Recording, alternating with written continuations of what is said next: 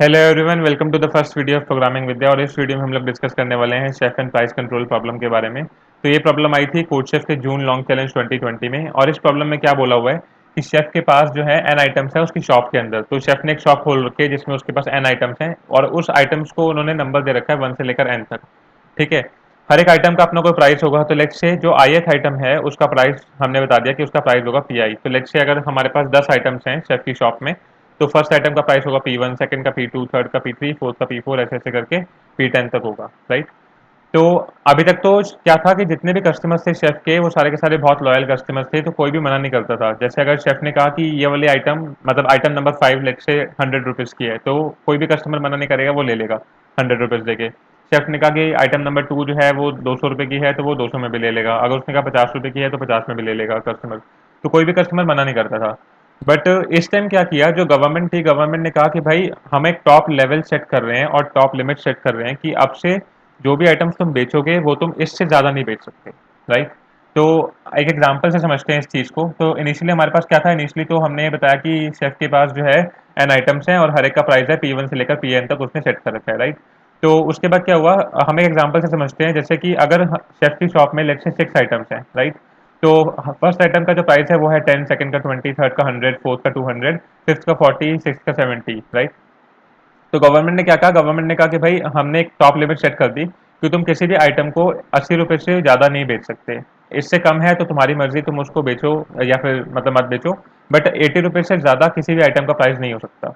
तो हमें क्या पता लगाना है, हमें अब ये पता लगाना है इस प्रॉब्लम में कि टोटल रेवेन्यू लॉस शेफ को कितने का होगा। बिकॉज पहले तो वो जितने के भी आइटम उसने सेट कर रखा था रेवेन्यू, मतलब जो भी प्राइस उसने सेट कर रखा था उतने में उसको बेचता था। बट अब जो है वो 80 से ज़्यादा नहीं बेच सकता, तो उसको टोटल रेवेन्यू लॉस कितने का होगा। राइट। तो अगर हम इस एग्जांपल की बात करें, तो अगर जैसे फर्स्ट जो आइटम है उसका प्राइस 10 है। ठीक है। और टोटल जो मैक्सिमम प्राइस है वो 80 है, तो ये तो मैक्सिमम प्राइस के अंडर में है, तो इसका मतलब वो इसको 10 रुपये में पूरा का पूरा बेच सकता है। तो इसमें उसको कोई रेवेन्यू लॉस होगा, इसमें उसको कोई रेवेन्यू लॉस नहीं होगा। राइट। अगर हम नेक्स्ट आइटम की बात करें 20 की, तो 20 में उसको कोई रेवेन्यू लॉस होगा, 20 में भी नहीं होगा, बिकॉज ये भी 80 से कम है। राइट। अगर हम 100 रुपीज़ की बात करें तो इसमें उसका रेवेन्यू लॉस होगा। इसमें रेवेन्यू लॉस क्यों होगा, बिकॉज शेफ ने प्राइस सेट कर रखा है 100, बट गवर्नमेंट ने कहा कि भाई आप 80 से ऊपर बेच नहीं सकते, तो उसमें उसको 20 रुपये का लॉस हो गया बेसिकली देखा जाए तो। राइट। सिमिलरली फोर्थ आइटम जो है उसकी प्राइस है 200, तो इसमें भी उसको रेवेन्यू लॉस होगा, बिकॉज 80 से ऊपर वो बेच नहीं सकता, प्राइस है 200 का, तो उसका लॉस हो गया। तो टोटल लॉस उसका कितना हुआ, अराउंड 200 माइनस 80, 120 रुपीज़ का उसका लॉस हो गया। राइट। फिफ्थ आइटम में देखें तो 40 रुपीज़ का आइटम है और 80 तक वो बेच सकता है, तो इसमें कोई रेवेन्यू लॉस नहीं हुआ। 70 में देखें तो इसमें भी कोई रेवेन्यू लॉस नहीं हुआ, बिकॉज ये भी 80 से कम है। राइट। तो हमें टोटल रेवेन्यू लॉस निकालना है। तो टोटल रेवेन्यू लॉस अगर हम देखें तो फर्स्ट आइटम पे जीरो का रेवेन्यू लॉस, कोई रेवेन्यू लॉस नहीं है मतलब। राइट।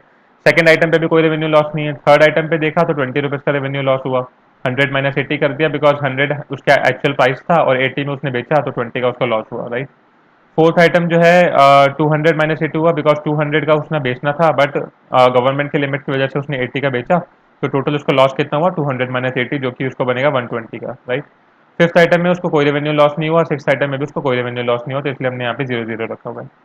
तो अगर हम टोटल रेवेन्यू लॉस निकालें तो कितना बनेगा, 120 प्लस 20 बनेगा, तो ये हमारा बन जाएगा 140 का रेवेन्यू लॉस हो जाएगा। राइट। तो हमें समझ में आया कि अगर हमें किसी भी आइटम का रेवेन्यू लॉस देखना है तो हम लोग कैसे देख सकते हैं। हम लोग को अगर उस आइटम के प्राइस में से अगर हम गवर्नमेंट की लिमिट माइनस कर दें, तब हम उस आइटम का रेवेन्यू लॉस निकाल सकते हैं। और ये फॉर्मूला तभी काम करता है जब हमारे आइटम का प्राइस जो है वो लिमिट से ज़्यादा हो, क्योंकि तभी तो हमें रेवेन्यू लॉस होगा। अगर ऑलरेडी वो प्राइस लिमिट से कम है तो हमें रेवेन्यू लॉस होगा ही नहीं, मतलब हमें ये कैलकुलेशन करने की ज़रूरत ही नहीं है। तो ये कैलकुलेशन करने की ज़रूरत हमें कब है, जब हमारा जो आइटम का प्राइस होगा, मतलब जो हमारा प्राइस होगा आइटम का, वो बड़ा होगा लिमिट से जो गवर्नमेंट ने सेट कर रखी है। राइट। तो अगर ऐसे कंडीशन हमारे पास आती है कि आइटम का जो प्राइस जो है वो लिमिट से ज़्यादा है, तो उस केस में हमारे पास रेवेन्यू लॉस आएगा इस वाली कंडीशन में। राइट। तो अब हम देखते हैं कि इसका कोड कैसे करना है। तो हमारे पास कंस्ट्रेंट्स दिए हुए हैं कि हमारा जो जितने भी आइटम है वो हमारे 10,000 से ज़्यादा नहीं हो सकते, मतलब हमारी शॉप में मैक्सिमम 10,000 आइटम्स हो सकते हैं। राइट। और हर एक आइटम का प्राइस मैक्सिमम 1000 तक जा सकते हैं। तो इसका मतलब है कि हम लोग इंटीजर्स का यूज़ कर सकते हैं, हमें कोई भी लॉन्ग या फिर किसी भी बड़े डेटा टाइप को लेने की जरूरत नहीं है। ठीक है। तो इसमें हमारे बताया हुआ है कि फर्स्ट लाइन ऑफ इनपुट जो है हमारा टेस्ट केसेस होगा, उसके बाद टी के टेस्ट केसेस हमारे आएंगे, और हर एक टेस्ट केस में हमें दो इंटीजर्स मिल रहे हैं, एक है एन और एक है के, जिसमें एन हमें बताएगा कि कितने कितने नंबर ऑफ आइटम्स हैं शॉप के अंदर, और के होगा कि कितना टोटल लिमिट है गवर्नमेंट की सेट की हुई, राइट। और उसके बाद एक और लाइन आएगी जिसमें हमें P1 से लेकर Pn तक हर एक आइटम का प्राइस मिलेगा। तो हमारे इनपुट्स केस ऐसे होंगे, जैसे अगर 3 टेस्ट केसेस हैं तो ये हमारा फर्स्ट टेस्ट केस आ रहा है, ये हमारा सेकंड टेस्ट केस आ रहा है, और ये हमारा थर्ड टेस्ट केस आ रहा है। जैसे फर्स्ट टेस्ट केस में उसने बताया कि भाई 5 आइटम्स हैं तो हमारे 5 आइटम्स बाद में आएंगे और टोटल 4 की लिमिट है, तो इसका मतलब 10 में तो उसको लॉस होने वाला है, 2 में कोई लॉस नहीं होगा, 3 में कोई लॉस नहीं होगा, 4 में भी कोई लॉस नहीं होगा, बट 5 में लॉस होगा बिकॉज ये 4 से ज़्यादा बन रहा है, राइट। तो एक बार देखते हैं कि हमने कोड में क्या लिखा हुआ है। कोड में हम लोगों ने वही लिखा हुआ है जो हमने एक अभी सिनेरियो डिस्कस किया है। फर्स्ट ऑफ ऑल हमने क्या किया, हमने नंबर ऑफ टेस्ट केसेस, मतलब हमने सारे वेरिएबल्स को इनिशियलाइज कर दिया, नंबर ऑफ टेस्ट केसेस कितने होंगे, हर एक टेस्ट केस में कोई ना कोई आइटम्स आएंगी, सीलिंग प्राइस आएगा, सीलिंग प्राइस मतलब जितना प्राइस गवर्नमेंट ने सेट किया हुआ है, राइट। हर एक आइटम का प्राइस हम एक्सेप्ट करेंगे हर एक टेस्ट केस के लिए, और टोटल लॉस रेवेन्यू निकालेंगे कि टोटल लॉस रेवेन्यू कितना होने वाला है उस पर्टिकुलर टेस्ट केस के लिए, राइट। तो जब भी हम ऐसी कोई प्रॉब्लम देखते हैं, सबसे पहले तो हमारे माइंड में आता है कि हम कोई एरे टाइप बना लें जिसमें हम लोग हर एक आइटम का प्राइस स्टोर करके रखते हैं, जैसे हम लोग यहाँ पे डिस्कस कर रहे थे। बट एज सच हमें इस प्रॉब्लम के लिए एरे बनाने की जरूरत नहीं है, बिकॉज जैसे ही हम लोग प्राइस इनपुट ले रहे हैं हम उसी टाइम पे कैलकुलेशन कर सकते हैं, राइट।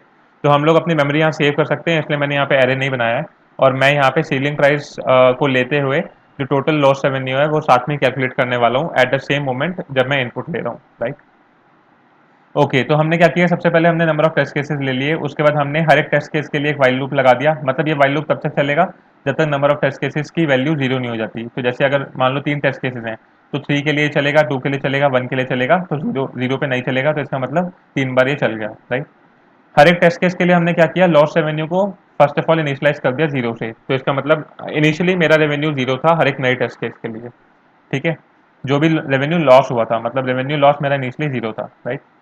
तो उसके बाद मैंने क्या किया, मैंने एक्सेप्ट कराया नंबर ऑफ आइटम्स और सीलिंग प्राइस। जैसे अगर हम यहाँ देखें कोड शेफ में, तो उसने दो चीज़ें एक्सेप्ट कराई हैं, एक है नंबर ऑफ आइटम्स और एक है सीलिंग प्राइस, राइट।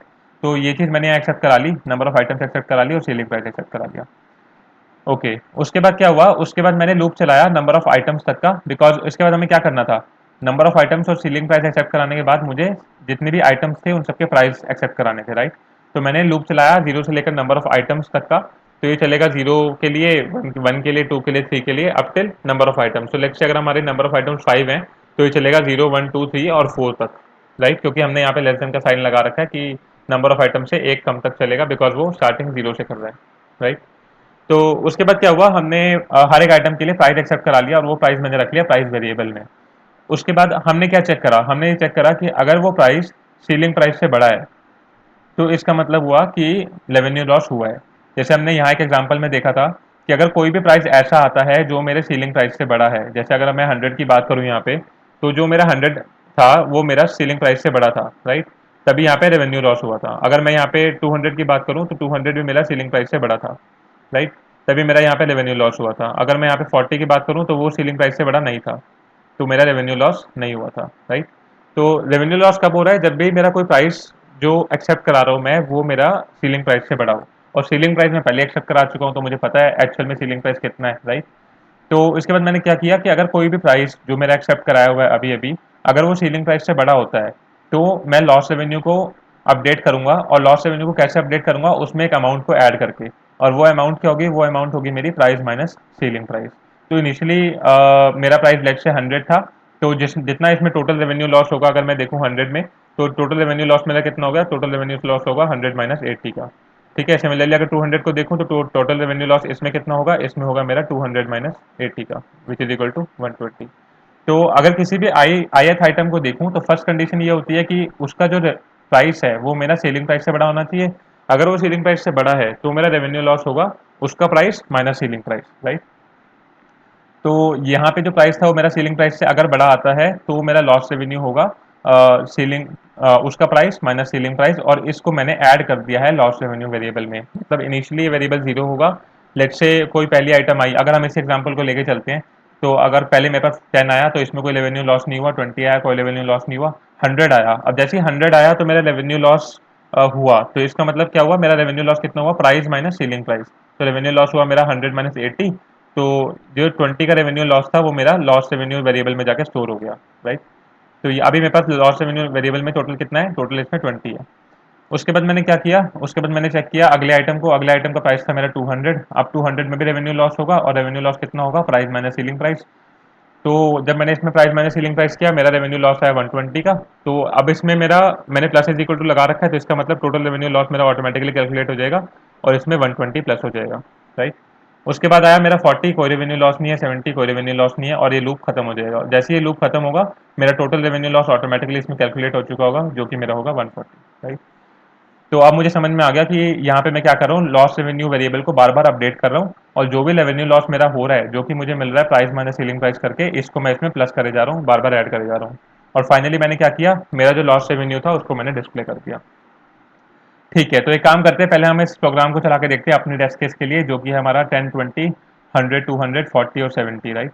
तो इनिशियली मेरा टेस्ट केसेस मैं यहाँ पे एक ही ले रहा हूँ, जिसमें मेरा टोटल नंबर ऑफ आइटम्स जो है वो मेरे 6 हैं, और जो मेरा लिमिट है वो है मेरी 80 की। उसके बाद मेरी आइटम्स क्या आएंगी, आइटम्स है मेरा एक का प्राइस 10 है, दूसरे का 20 है, तीसरे का 100 है, फोर्थ का 200 है, ठीक है। एंड फिफ्थ जो मेरी आइटम है उसका प्राइस है मेरा 40, और सिक्स्थ है मेरा 70, राइट।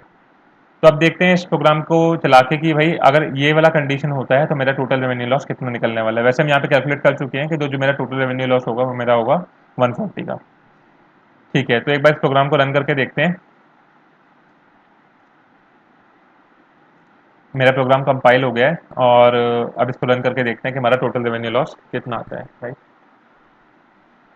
ओके, एक मिनट, मैंने ये फाइल सेव नहीं की। हाँ,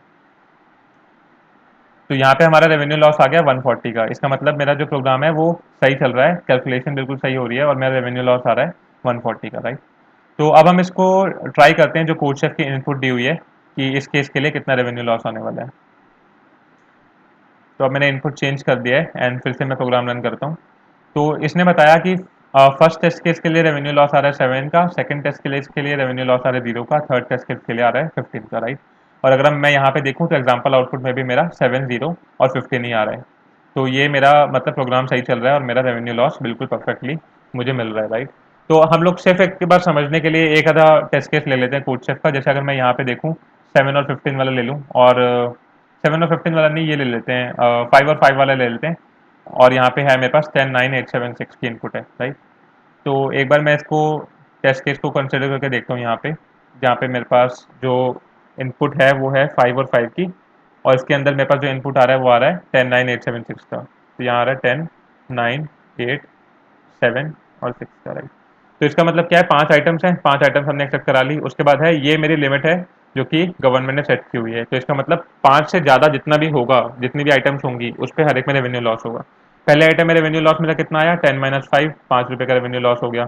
दूसरी आइटम में मेरा रेवेन्यू लॉस हुआ 9 - 5, 4 का रेवेन्यू लॉस हो गया। तीसरी में हुआ 8 - 5, ठीक है, तो ये मेरा हुआ कितना, 3 का रेवेन्यू लॉस हो गया। फोर्थ आइटम में हुआ मेरा 7 - 5, 7 - 5, तो ये मेरा हो गया 2 का रेवेन्यू लॉस हो गया। फिफ्थ आइटम में हुआ मेरा 6 - 5, 1 का रेवेन्यू लॉस हो गया। टोटल रेवेन्यू लॉस कितना हुआ, 5 + 4 9, 10 11 12 13 14 और 15। तो टोटल रेवेन्यू लॉस हो गया मेरा 15 का। और ऐसे ही ये प्रोग्राम कैलकुलेट करके मुझे टोटल रेवेन्यू लॉस 15 का दे रहा है, राइट। तो आई होप ये प्रॉब्लम का सॉल्यूशन सबको समझ में आ गया कि हम लोगों ने कैसे रेवेन्यू लॉस निकाला। हम लोगों को कंस्ट्रेंट्स मेनली देखने की जरूरत नहीं है, बिकॉज जो भी कंस्ट्रेंट्स हैं वो 10,000 और 1000 के लिमिट में आ रहे हैं। तो हम लोग इंटीजर को इवन अगर हम सम भी कर रहे हैं, तब भी हमारा जो इंटीजर्स का सम है वो ज़्यादा नहीं बढ़ने वाला। मतलब अगर मैं टोटल मैक्सिमम भी देखूं, लेट्स से कि अगर मेरा जो लिमिट थी वो 0 की लिमिट थी, और हर एक आइटम का प्राइस 10,000 है।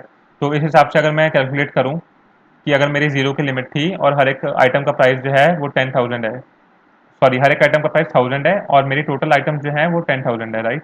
तो इस केस में क्या होने वाला है, जो मेरा टोटल रेवेन्यू लॉस होगा वो मेरा बनेगा 10,000 इंटू 1000। तो ये बेसिकली मेरा बन जाएगा 10 की पावर 4 और 10 की पावर 3, तो ये मेरा बन जाएगा 4 + 3 10 की पावर 7 में बन जाएगा। मेरा जो सोल्यूशन आएगा वो 10 की पावर 7 में आएगा, और 10 की पावर 7 का सोल्यूशन इंटीजर्स में एक्यूमुलेट हो सकता है, तो इसलिए मुझे कुछ भी चिंता करने की ज़रूरत नहीं है, और मेरा ये इंटीजर में वेरिएबल जो है चलेगा। इन केस ये सोल्यूशन बहुत ज़्यादा बड़ा होता, जैसे 10 की पावर 18 में जाता, तो उस केस में हमें थोड़ा ध्यान रखने की ज़रूरत पड़ती। तो हमें लॉस रेवेन्यू जो हमने वेरिएबल लिया इंटीजर में, इसको हमें शायद लॉन्ग में लेना पड़ता, या लॉन्ग लॉन्ग एंट्री लेना पड़ता, depending upon the input size जो हमें मिलने वाला है। तो यहाँ पे हमारा मैक्सिमम वर्स्ट केस में भी 10 की पावर 7 तक जा सकता है। तो इंटीजर्स मेरे परफेक्टली काम करेंगे। ओके, तो that's all for this video. I hope सबको समझ में आया होगा, और अगर आपको कोई भी फीडबैक है, let me know in the comments down below. and I'll see you in the next video. Till then, have a good day. Bye bye.